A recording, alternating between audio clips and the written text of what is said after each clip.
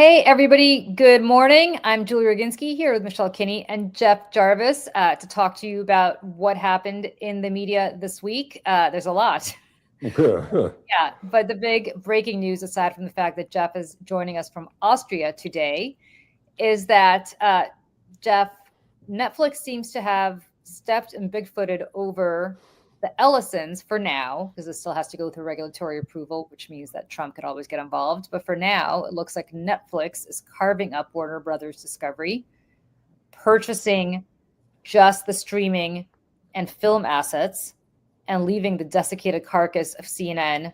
They're also taking HBO, by the way, the good stuff, and leaving the desiccated carcass of CNN to be spun off into its own thing, unless somebody else wants to acquire it, which I'm not sure anybody would want to. What do you make of all this? What does this mean? There's so much here. I hope the Ellisons lose. That's the most important thing, is to not have them get their hands on CNN, though that could still happen in another way.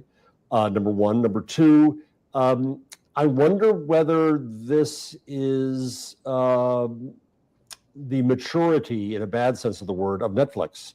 Netflix, which changed itself more than once in life. It was red envelopes, then it became online, then it became the streaming king, and it's really been good. So I worked back at Time Inc. in the day, and I started the magazine Entertainment Weekly, and my reward was for some restricted shares, which came due during the Warner merger at a very high point. I'm complaining here for a moment. And so over time, especially with the AOL merger, my fuck you money said, fuck you, Jeff. And it was Warner Brothers and its various affiliates have cooties. So I fear a little bit for Netflix here that they're taking on the old world. They're taking on an old studio when they replaced the old studios. They're taking on the old movie model when they replaced that. They're taking on more streaming when streaming still is not a clear model. However, I'm happy that so far it's not the Ellisons. As you say, to repeat this word into a new joke, now CNN is spun off into Cootie Corp, and who knows what can happen. You know, Versant could try to take it over. We could have the cable news, but I don't think that'll happen because of antitrust. And then otherwise, CNN is still vulnerable to some horrible jerk out there with enough money to take over the remnants, to take over Discover. And so I think they should still be nervous at CNN, and we should still be nervous for them. But any defeat of the Ellisons in the short term makes me at least grin. What do you both think? I mean, look, if I'm Elon, do I buy CNN for song? Right? Think about that, right? And then you have a merger of Twitter, X, whatever he's calling it now, and CNN, and or I guess the Ellisons could still acquire CNN. Yes, they could. Because for them that's nothing. It's cheaper now. Yeah, it's chump change. And then you still have situations like you have, which we'll talk about in a moment, Barry Weiss, who has moved very quickly to bring an incredibly, she had never been MAGA before, but she has moved very quickly to elevate MAGA voices tremendously at CNN, whether it is trying to bring over Fox News personalities, to CBS, whether it's trying to bring over Fox News personalities. So you can tell the difference. It's okay. Freudian. It's Fox News and Fox News Annex soon. Yeah, yes. Exactly. Or whether she's trying to elevate Kirk, which we'll talk about in a moment. But, you know, merging that with CNN would be a complete disaster for CNN, to the extent that anybody still watches it, and fewer people, I believe, will watch it if that happens. But why not? If you are the Ellisons or you're, even Bezos might want to try to do some sort of vertical with the Washington Post, because none of these people are in it for any reason other than to suck up to Trump. Exactly. That's the problem. It's there to be a propaganda organ. Michelle, what do you think? Well, so Julie and I were on air doing the morning show when this news broke. So I didn't even know about it. So I haven't even had too much time to process it. So that I understand it. So is Netflix, from a creative standpoint, right? Because I'm always I feel like I'm a consumer of these things sometimes before I'm thinking about the business or the, American democracy ramifications of it. And I'm like, okay, well, what does that mean for Netflix? What are they going to have? Are they going to have DC Comics? Are they going to have like what's going to be under their umbrella? And Julie, you said that HBO is staying with it or something, right? Yes. So like that's good. You know, and you know, I think about Netflix, you know, creatively pushing the envelope in terms of like content and the things that we consume and the shows that we watch, and it's put movie stars on the small screen, and I think all of that's like really exciting. But whenever the merger is going to stop, like I feel like every week there's like a new merger or like a new this company is going to this company and that person and this person. You said something about antitrust. Now, being a person, I don't really know too much about the laws or the boundaries here, but like, is there a line at which this is going to stop? Like the companies are going to stop eating each other in media?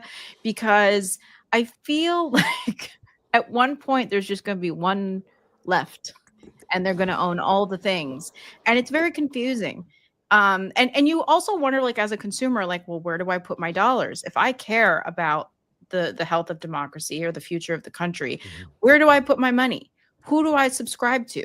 Who do I unsubscribe from? And those are questions, I mean, I feel like I personally have to investigate, but perhaps you know right off the bat, you know, who are the good guys and who are the bad guys in the situation, or maybe they're both. I don't know. I think you raised the right questions, because what I think we're actually witnessing here is the huddling together of dinosaurs against the cold wind of the future. And we saw that with newspapers, right? Where merger after merger, debt brought up like crazy, and the result was they all became vulnerable to hedge funds, and they're all being killed. Yeah. And so I think the same is true here. I think Washington Post or New York Times had a feature last week, the 10 top movies to see this Christmas season, and 9 out of 10 were complete crap. Yeah. Hollywood is dead. Hollywood is nothing but sequels. And so what worries me is that this only exacerbates that.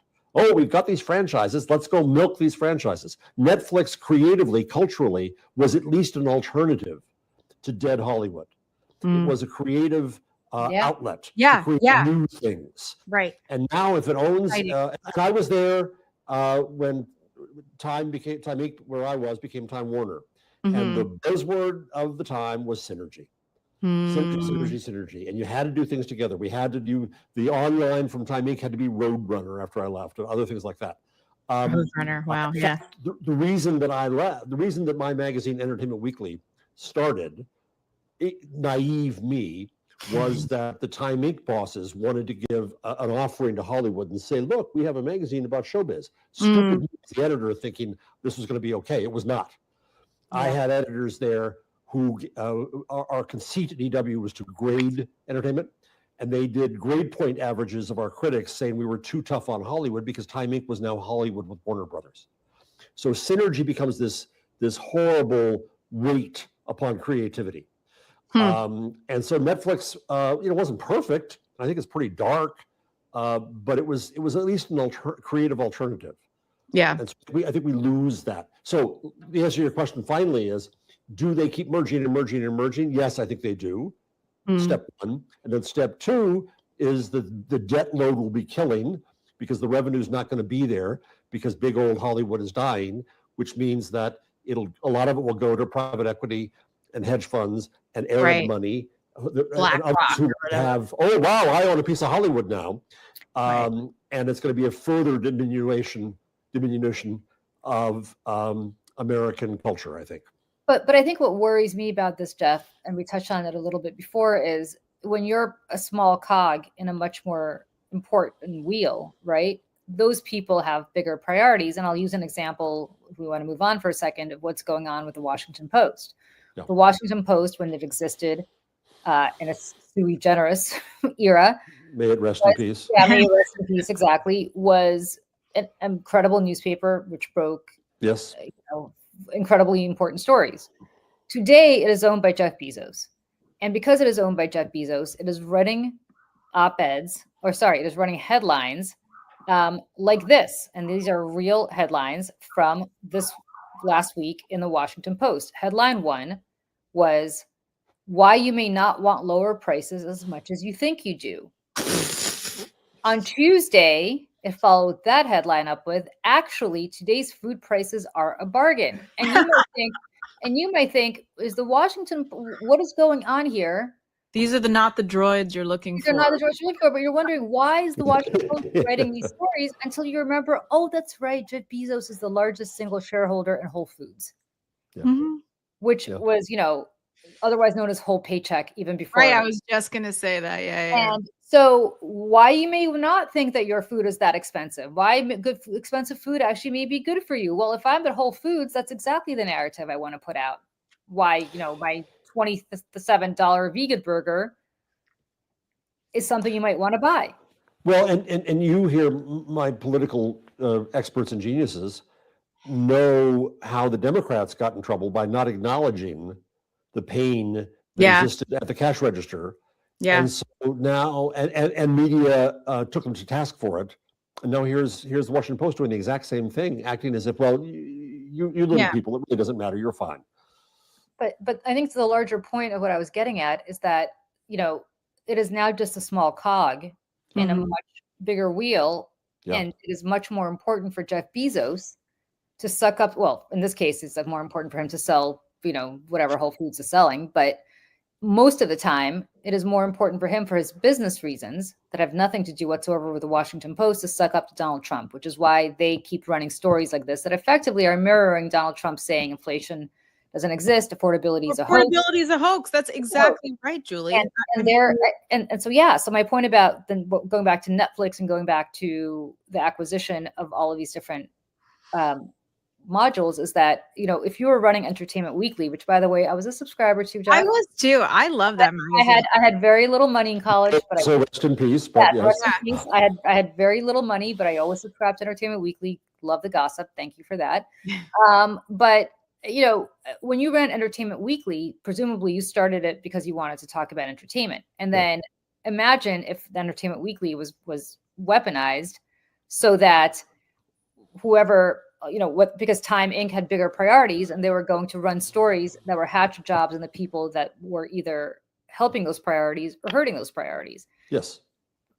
That's what's happening now. And that's what's happening in the Washington Post. That's now definitely what's happening with CBS. I mean, CBS, you've got Barry Weiss, who runs CBS.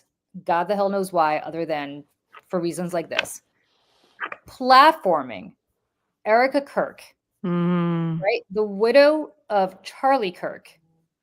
And, not just platforming her, but this is the home I want to. We say this is the home of Edward R. Murrow and Walter Cronkite, and I know it's kind of trite to say, but it is the home of Edward R. Murrow, Walter Cronkite in 60 Minutes, and Bob Simon, and all these other great reporters. And this is what Barry Weiss said, and I would love to get both of your reactions to this when she announced that they are going to run a primetime town hall featuring Kirk. Oh my God. Where Erica Kirk will take questions from evangelicals and religious and political leaders while she's being interviewed by Barry Weiss. It will be shown at 8 p.m. Eastern. She's giving her a primetime slot on CBS, preempting the Family Film and TV Awards. They're literally blowing up programming to do this, to work around Erica Kirk's schedule, I guess. And in announcing this is what Barry Weiss said. Like so many people around the world, I will never forget the moment that Erica Kirk forgave her husband's killer. Oh. I am eager to speak to her and thrilled to be doing so in front of a group of Americans who I know will elevate the discussion. Your reactions, please. I want to go back to what you said a second ago, Julie. Is I think one of the problems here is, the House of Murrow, the House of Cronkite, this wonderful thing. It was just a news organization, just a media company. It was elevated too much in our egotistical view of ourselves in media. So it became a bigger prize to get. Right. So it became, this prime thing I get my hands on, and then I can do this with it and manipulate it. And it made it only more valuable and only more of a target. This is terrible. It's bad enough that Barry Weiss was going to ruin the already banal evening news. It's bad enough that she was going to ruin the already downhill 60 Minutes. But now she's clearly using the entire network as a propaganda arm. Mm-hmm. And don't we know, we've talked about it on the show before, about how entertainment, and this goes back to the theme of today, entertainment back in the day could have been and was a vehicle for progressive views, for gay marriage, for tolerance, for education, for other values of old time society now gone. And so now what we're seeing is Barry Weiss and the right wing, and she is right wing, damn it. It's not center, are using these old and dying but still powerful institutions for their propaganda. They're completely devalued. And in the long run, I dance on the grave of CBS. I dance on the grave of mass media. I await what my students replace it with. But between here and there, chaos and disaster. And we're entering that time of chaos and disaster. Michelle? Well, Erica Kirk is a performance artist, and she is a ridiculous person who I cannot believe is being platformed, but unfortunately not surprised. And for her to say, I'll never forget when she came. Okay, I was just looking for the clip. I have it somewhere on my laptop. But if you remember, she walked down on stage with pyrotechnics on the stage, and she waited for the crescendo in the music to put her head up. The whole thing was ridiculous. And then she had her tissue that she always has where she pats her face and says, I forgive you. The whole thing is so ridiculous. And we know that. I think a lot of people believe that. But like, why? Why is it that on CNN or, and other networks, there is an equal opportunity for the earth is flat, the earth is round. But when Erica Kirk is going to go on a primetime, town hall on CBS, she's taking questions from evangelicals, but not from you and me, from us, from agnostic or otherwise, anyone who's not an evangelical. Why are there not two sides, I guess, that are being given an equal opportunity to ask questions from someone who is sitting at the helm of TPUSA, which is the huge youth arm of a far-right white nationalist MAGA movement in this country that is dismantling the idea of democracy. She is Serena Waterford. For anybody who has watched The Handmaid's Tale or read the book, she is all of the things, because here's the thing is she has leaned on all of the progress that women have fought for decades, centuries, to get educated, to travel. Because I'm like, Erica Kirk, who's watching your children while you're touring around the country telling the rest of the women how they should be living their lives and they need to submit to their husbands and not wait to have children. And this, although she didn't have children until she was in her 30s. Exactly. But, yeah. She is the Phyllis Schlafly of this time. And she is being platformed and lifted up by Barry Weiss. And the whole thing, it's just, it makes me so angry because now somebody like Erica Kirk is straddling the two worlds, right? She has the digital world in which they, own, the right wing owns this digital age of the podcasting and streaming content. And now she gets to have her other, straddle the other side of legacy media, which is now being taken over by those same people. And so, I look at what we're doing and everybody else, and there's not enough of us. There's not enough of us to counter this moment that we're living in, and not enough rich people, quite frankly, to throw money at it. I don't want to say Bezos was a good rich guy for a while, so never count on a rich guy to rescue you. Exactly. Yeah, and I want to, staying on the Erica Kirk thing, it's not just CBS, which we knew which way the wind was going to blow. I have given the New York Times a lot of latitude because the New York Times is family owned, and doesn't appear to have any interests outside of the New York Times. You've called it the broken times for a long time, Jeff, and I'm going to make you very happy today because I'm also happy to report, or maybe not so happy to report. Yeah, we're both sad about it. That Andrew Ross Sorkin who runs the Deal Book over at the New York Times. He's a CNBC anchor. He is an elite whisperer. It's really the only way to put it. He's kind of walking Davos for I met him at Davos. Yes. Yes. Oh wow, that's funny. Yeah. I met him at my son's school because our kids go to school together. Which is more, I'm not sure, but go ahead. Yeah. But he held the New York Times Deal Book Annual Summit this week, and he had a lot of people there, and a lot of people. He had Gavin Newsom, he had Halle Berry talking about menopause, he had Bibi Netanyahu, who was begging for a pardon. Look, he had a lot of newsmakers there for a lot of good reasons. And I would not begrudge him if he had Gavin Newsom and say he also had a Republican governor there. But the big person on that stage was Erica Kirk. He interviewed Erica Kirk. And, she didn't take the stage as a curiosity, but as part of the main event. And I have the clip, by the way, if you want. I would love for you to actually play that clip because it's important to hear what you had to say. Yep. Let me throw this up. Make of Mamdani here in New York. And the reason I ask is he was somebody who really actually was able to persuade the younger voter. I mean, he really captured, but obviously on the complete opposite end, if you will, of where someone like Charlie would have been. It's so interesting because I lived in Manhattan for a while and I loved this city. I'm going to come at this from a female voter because a high percentage of his voters were female. I think there's a tendency, especially when you live in a city like Manhattan, where, again, you are so career-driven and you almost look to the government as a form of replacement for certain things, relationship-wise even. So you see things a little bit differently.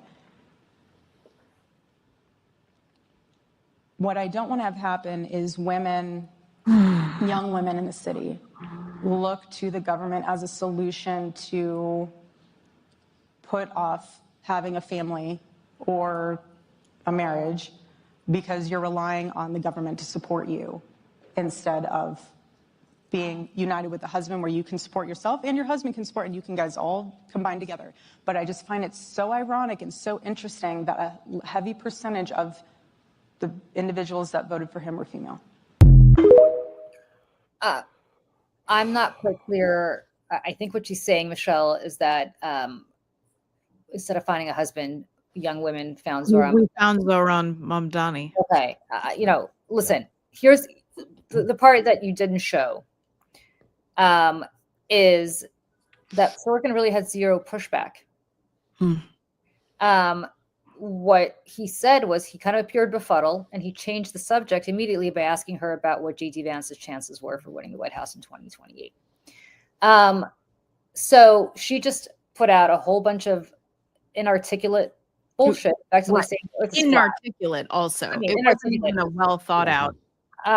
But as a woman who lived in New York City and was single for a long time, I mean, I still live in New York City, but now I'm married. But when I was single in my single days living in New York, and you too, Michelle, you're also married, but also were single in New York for a while. I promise you that no politician, many of whom I worked for, ever replaced, finding some sort of emotional connection with some guy for me. It's weird. It's like a weird thing to say. Very weird thing to say. And Sorkin really had no pushback on it. But the part that I think is equally repulsive is that the New York Times did not note any of this in promoting her interview with the Deal Book Summit after she already gave this interview. So this is when they put it up on their website, knowing what she had said.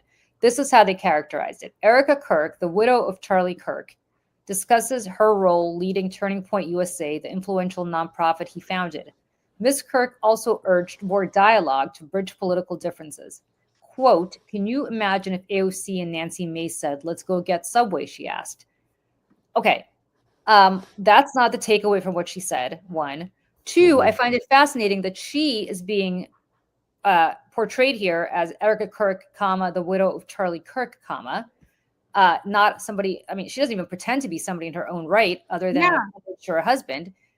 If I were, my husband has had a pretty storied career.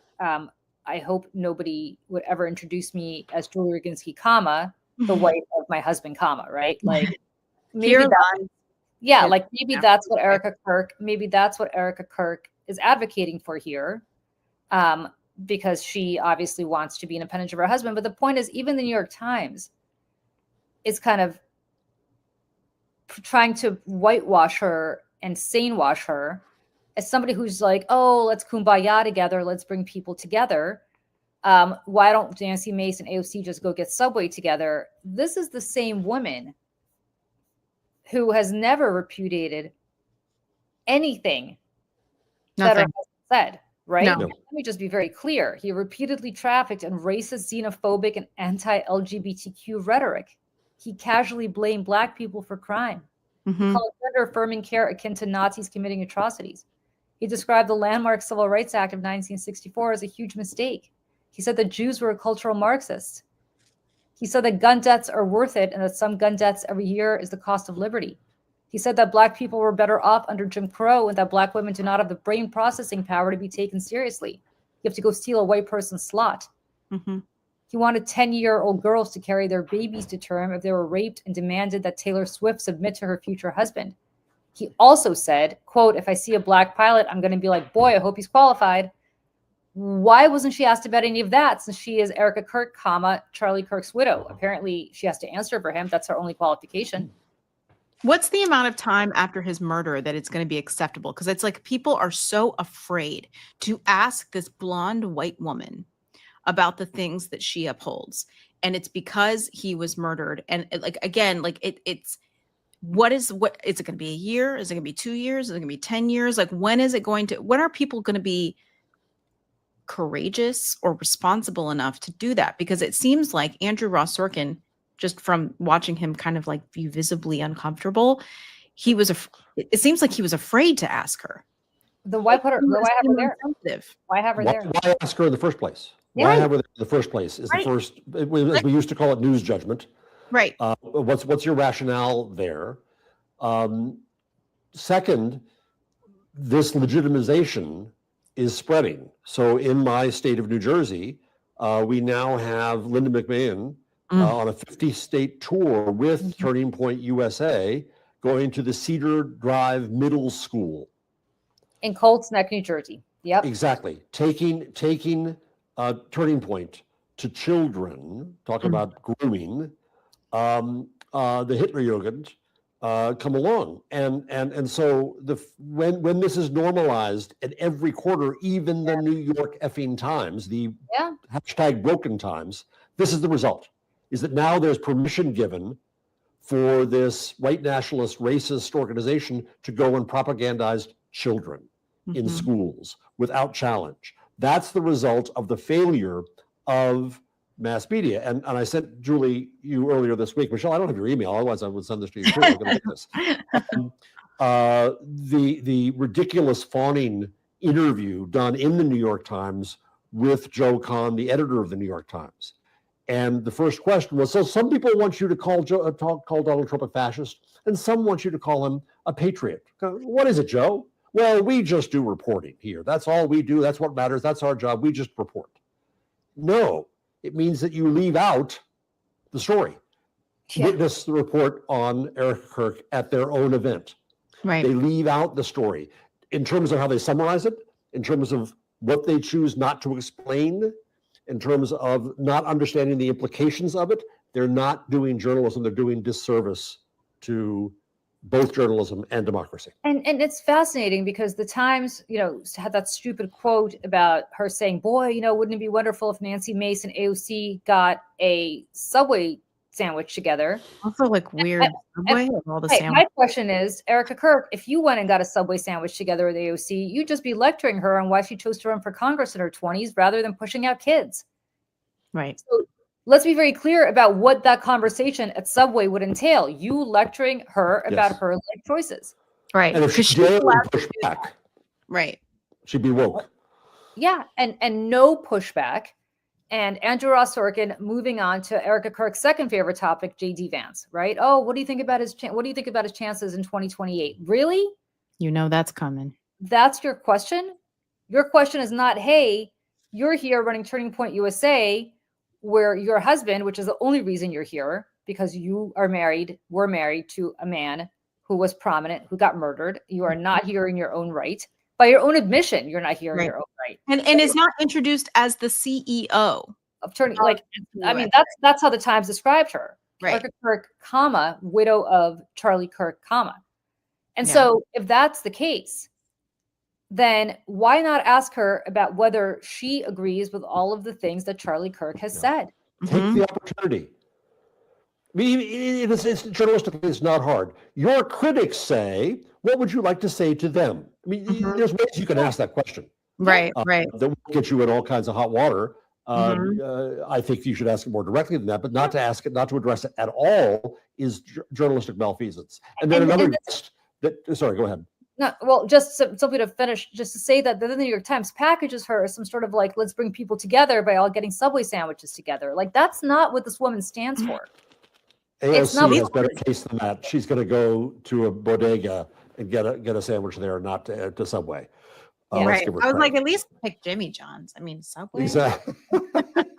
Jersey Mike's. Right. Yeah.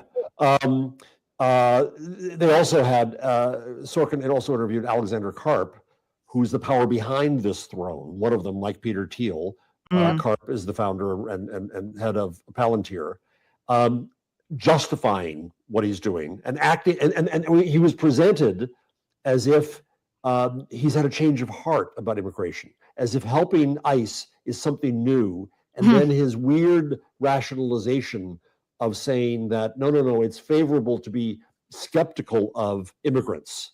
And that's what we should be doing. This, again, is normalized from the movement that is taking over the country. It's not just media. It's not just politics. It's democracy. I'm in Europe right now. I'm in Austria. And I spoke at the Europäischen Mediengipfel, the European Media Summit yesterday. And I was asked straight out, is American a democracy right now? And I said no. And it was kind of like, come on, justify that. And I said, the Supreme Court is bought and sold. Congress is bought and sold and worthless. Yep. The White House, we know. Various state governments as well. And our media is not standing up to defend democracy against that. Yes, right now we don't have a democracy. Can it be rescued? Maybe. Maybe it's not too late. That's why we all have to scream, and that's why media have to cover what's actually happening and not doing what you just quoted, Julie, of literally whitewashing a racist movement. That's what this is. That is what this movement is. I mean, it's just incredible to me that the New York Times is going out of their way. I mean, she said what she said. She's not embarrassed about it. But they're embarrassed about it, so they decided to whitewash it. All right, Joey, here's the requirement, though. Next, you write about that on the socials. I require you to use the hashtag Broken Times, just for solidarity here. I will absolutely write the hashtag Broken Times. It's crazy. It's insane. I mean, it is just such a missed opportunity. But of course, because she suffered this tragedy, right? Everyone's afraid. Everyone's afraid of being Matthew Dowd. Everyone is afraid of saying the truth and losing their jobs still.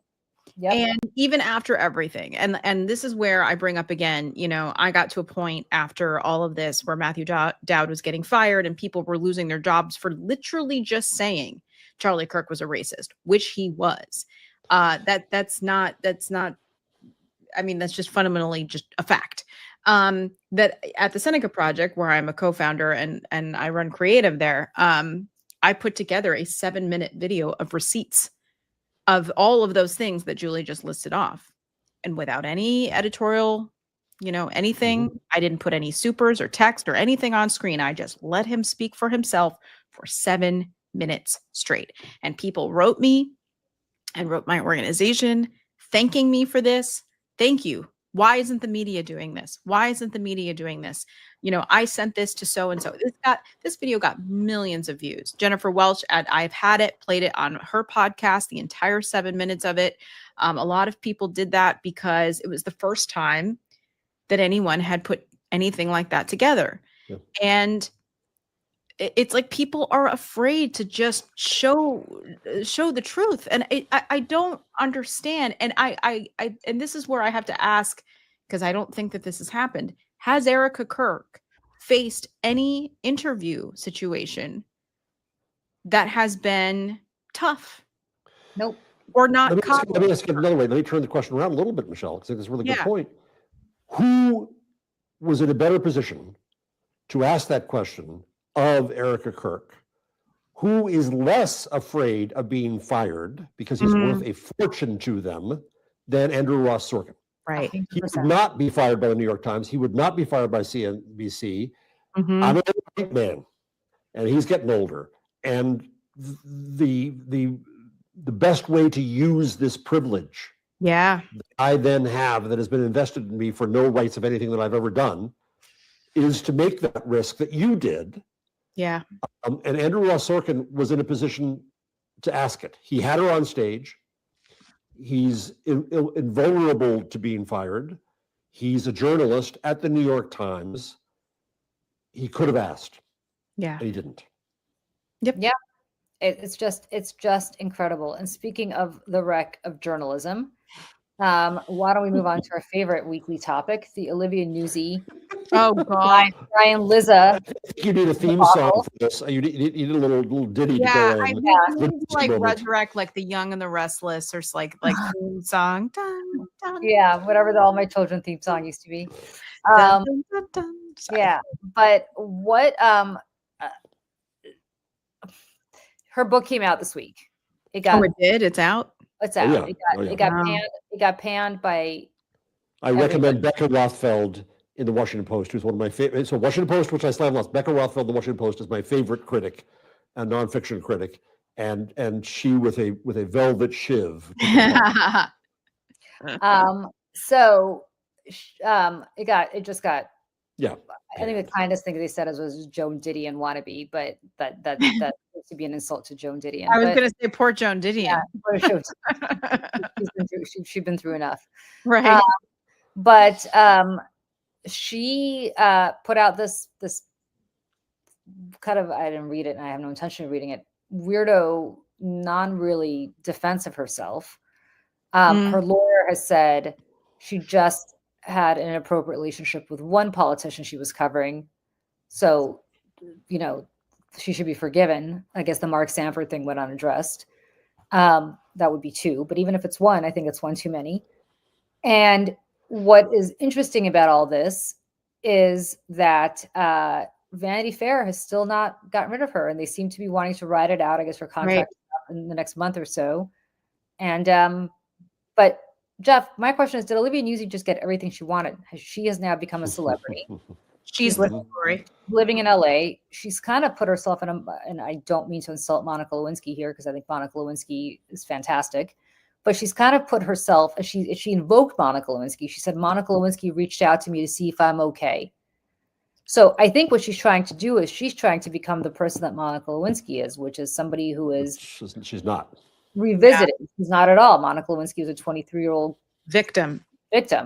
Yeah. Olivia Nuzzi was not a victim of anything.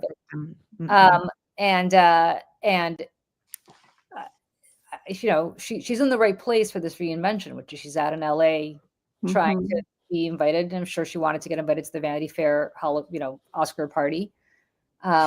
So did she in some ways, despite all this, get where she's kind of jumped to a different level now? She's not in politics. She's if politics is Hollywood for ugly people, she's now in real Hollywood. I think it's the right question and a really good question. In a way, she got everything she wanted, but in a way, she didn't. She wanted to be taken seriously. Yeah, she never was a political journalist who was a kingmaker and a king breaker, and she broke Joe Biden, and she helped make. Obviously, now we know more and more how RFK Jr. and Donald Trump too. Yeah. And so she didn't get that wish list. She got a different wish list. She's going to be, mark my words, I'll do the long bet right now. She's going to be on Dancing with the Stars. Oh God.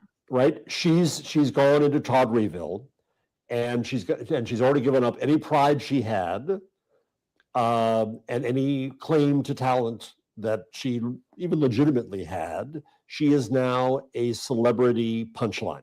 Yeah. And she's going to exploit it. She is exploiting it right now, and she's exploiting it to good end. But she's had collateral damage along the way. Two ways, right? One is the damage to journalism, and we'll get to Ryan Lizza and what further he's revealed in a second. But obviously, far more important is the damage to people's lives by RFK Jr. being in the position that he's in with her help. Mm-hmm. With her help to make that endorsement happen, to I don't even want to say sanitize him because he doesn't help to be clean in the Trump world, but to Trumpize him, and get him in that position. And people are going to die. No, I don't know if this is too much to say, but I mean, I've privately been saying that. I was like, there's blood on her hands.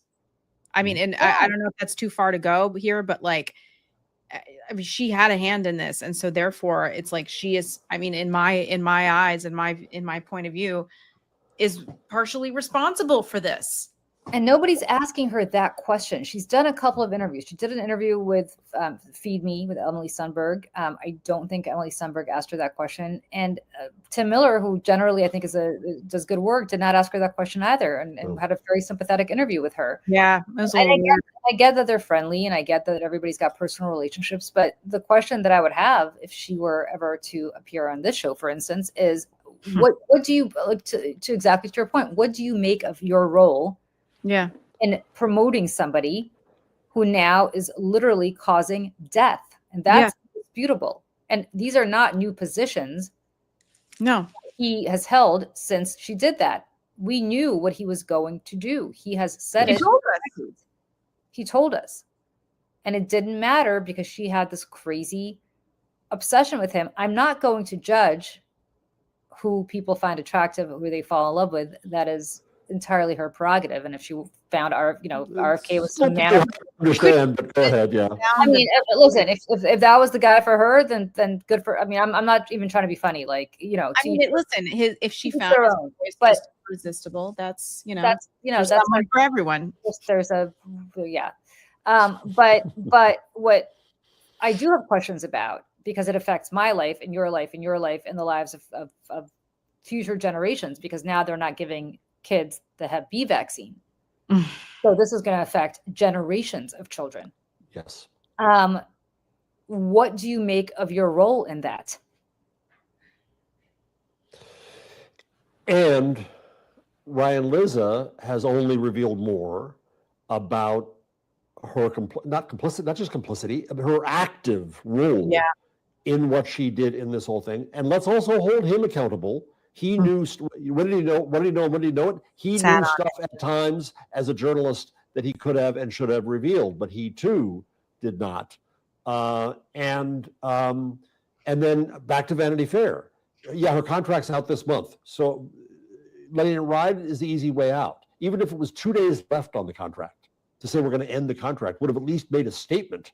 For what Condé Nast might still stand for, and Vanity Fair might still stand for, and so far. They're not. Clock is a ticking. Yeah. Roger Lynch and Anna Wintour. And why do people not trust us? Because these are our colleagues, and we as a group, we're gossiping about them, and there's a lot of gossip about them. Have we seen an editorial in the New York Times or the Washington Post or anywhere decrying this as journalism? Distancing themselves from this as journalism. New York Magazine doing a cover story, mea culpa, here's how we screwed up, here's how we screwed people's lives by employing her and doing this. No, we don't. And in this broken society that we live in, that will, I mean, I keep coming back to Jeff, you saying she's going to be on Dancing with the Stars. And I groaned, but you're right. And I'm thinking about, Anna Delvey.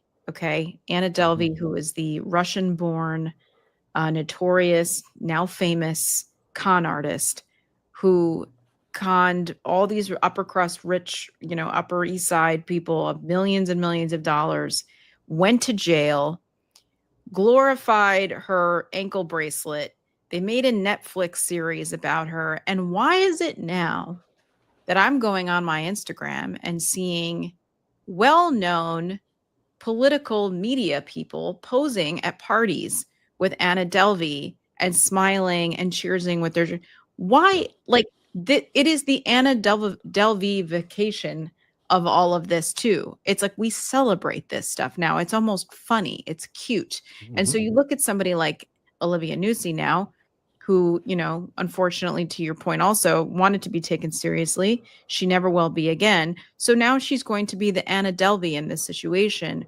And she will be a punchline, but she will get invited to the parties. She will be, you know, walk the carpet with everybody else, maybe in a different light, but she will be there and she'll be included in this. And you know, it's just another entrance into this world that she'll be walking through. I disagree with I agree with everything you said except for one thing. I think she will be taken seriously again, because I think to be taken seriously in our society now is to be invited to these parties, is to be part of the conversation. It is to be a celebrity, and that is why Donald Trump became president. Celebrity Apprentice. Yeah, she would be on the Celebrity Apprentice if that was still on air. So, right. And so she is a celebrity. And that is the most important thing you could be in society right now. And she's a celebrity bigger than any celebrity she could have been if she had to write for New York Magazine. So people know her name, never heard her before. Sorry about that. Distance on Wi-Fi. Okay. Holiday Wi-Fi. I don't mean to interrupt. As you're talking, I flashed on something else besides Dancing with the Stars, which is Barry Weiss trying to sanitize the reputation of Olivia Nuzzi. No reason to predict this or go on, but it wouldn't be surprising right now to say, she's just the kind of person. They hate her. Yeah. They, the liberals, they, the journalists. So let's embrace her in her victimhood. Yeah. And she stood by RFK, and that's what a loyal mistress should do, even if virtual.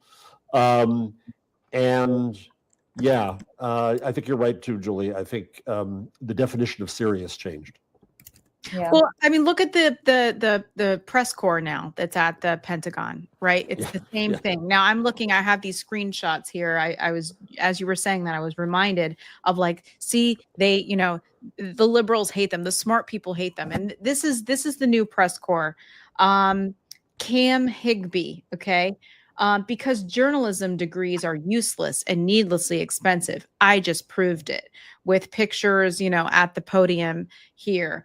Let's see. Vince Dow saying, proud to announce that I'm now an official member of the Pentagon Press Corps. I'm told that this room used to belong to outlets like CNN, but no one has ever heard of them.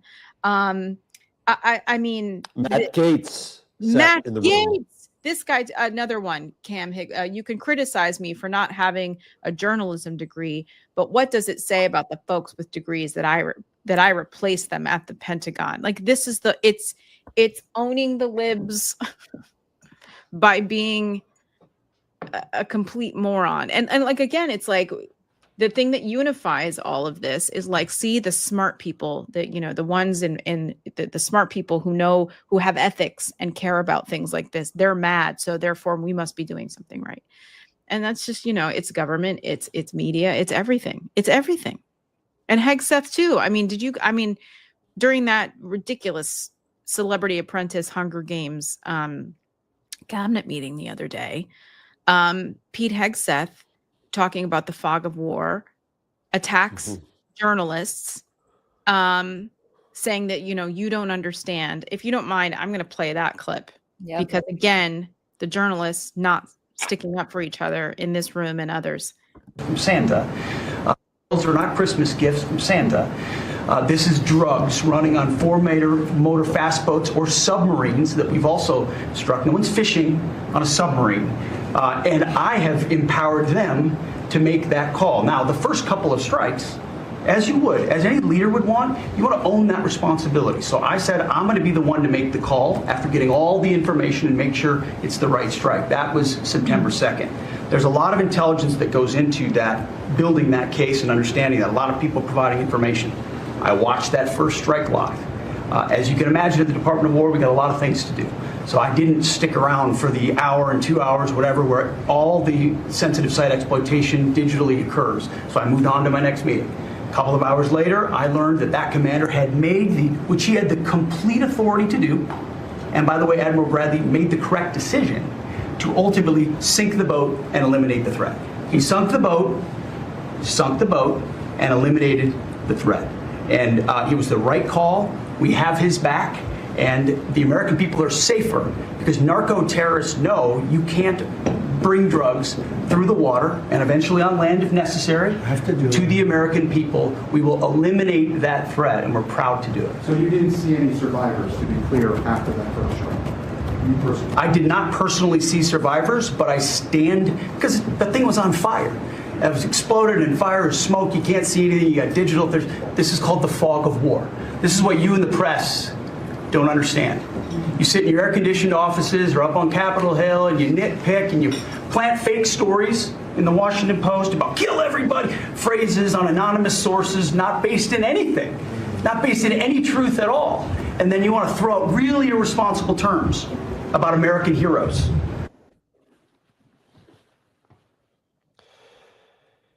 Where to begin? This might seem off topic, but it's what's on my mind, so I'll do it. I'm here in Europe. I'm at a meeting of media people in Austria. It's a wonderful little place. It's kind of it has its problems with the FPÖ, the right-wing party could come back in power, but they're highly conscious of it. They're conscious of being on the edge of war, Ukraine and Russia. And they stand together as an institution of journalistic institution here. They're small and they know they have to collaborate. And there's a lot of talk about that. I learned this week. Because I'm working on a book on the death of mass media, I wanted to go to some scenes like this. And so I thought, I'm going to go to the convention of the American Society of Newspaper Editors, where surely they're grappling with all of this. It had merged with the Associated Press Managing Editors Association. It doesn't exist. It folded. It's gone.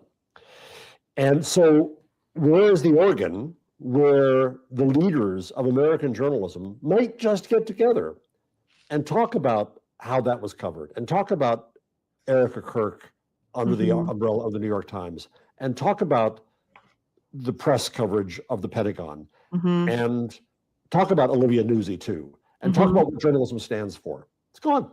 Because the editors who were there are employed by hedge funds, because they had no money left, because they don't, well, I'm not gonna say they don't care, but they couldn't keep it together for a Zoom call. To maybe once in a while stand up for standards of truth in this country? No. It's you make an interesting point, because when everything is so balkanized is not even the word, but diffuse, I guess. And you have the rise of independent media. And there are people who are real journalists doing some pretty incredible work on independent media, but without any kind of editor, right? They're doing it by themselves. Right. Or lawyers or resources. Yeah. Right. They're just people who decided they were going to do this themselves. And there are a lot more people providing analysis, like I do, for example, on Substack, than there are people who are actually doing independent and investigatory work, which is so deeply critical.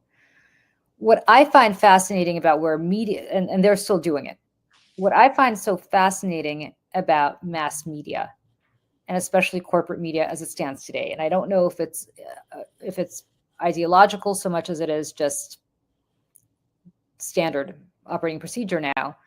But I was on MSNBC, MS Now. That's the first time I've heard somebody break. Yeah.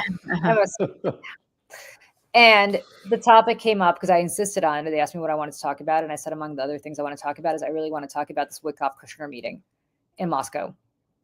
Because to me, it's very apparent, as somebody's kind of an expert in this, that this was if you know who was sitting across the table from them on the Russian side, it was not the foreign minister, Sergei Lavrov. It wasn't anybody of that stature. It was a guy named Kirill Dmitriev, who's Putin's wallet. He's Putin's bagman. In the same way that Kushner and Witkoff are Trump's wallet and bagman, in that Witkoff's son runs the crypto fund that the Trump family has a vast majority of their wealth tied up in now. Kushner, of course, runs his own private equity fund. And I said, this is the biggest scandal in in our foreign policy. Like I could not envision a bigger scandal that we've had. Truly, it is the biggest scandal and the biggest disgrace in this country since slavery. We are literally selling off our allies. We are selling off certainly Ukraine, but also NATO, and we're selling off Taiwan, which of course the Chinese will get the message. We're reordering the world right now because of what is happening right now, and over Moscow. And I said, and the fact that it's all happening in the open is why the media is not covering it, because there's nothing to investigate. It's just there. And the answer came back, and it was Ali Vitali who was anchoring, and she's wonderful. So I don't want to. I don't want to put this on her, but her answer was, and she's not wrong, we have a lot of stuff to focus on. We just have. I said, why is this on the front page of the New York Times every day? And she said, I guess speaking for the media, have a lot of stuff we have to focus on. And she's right. Yeah, but she's right. But this is a major scandal of epic proportions, and truly our foreign policy is being sold to whoever is giving Trump Inc. money. And, what is so fascinating to me is that the New York Times is not covering this because, and the New York Washington Post, for different reasons, maybe is not covering this, but people and companies and organizations, the AP, who have the resources to do this, are not doing this because it is so out in the open that they're not going to win their Pulitzer for investigative journalism because there's nothing to investigate. It's all on a silver platter given to you. Right. That's what makes that's what I think is so disappointing about the moment that we're living in right now with mass media. That's such a good point, Julie. It really is. So I woke up this morning 6 hours ahead of you all. Right. And the Guardian lead story was the Supreme Court on speed dial approving the Texas gerrymandering. Of course. Unless I missed it because it changes, I did not see it leading the New York Times. It's in there. It's not, I'm scrolling through now trying to find it. Yeah. And this is an attack on our democracy and our voting rights at the highest level. It's a loss that can't be regained. And where is it? Because they're ignoring the Italian rendition of fascism, which is what you described, Julie, of business taking over the government. Mm-hmm. They're ignoring the German definition of fascism, which is taking over the democracy and ruining the democracy. And that's bad news judgment. That's, as we like to call it in our haughty way, that's not journalism. Yeah. It's not serving the democracy. It's helping the democracy fall down. And so another depressing Friday. So on that note, Mrs. Lincoln, how is the play?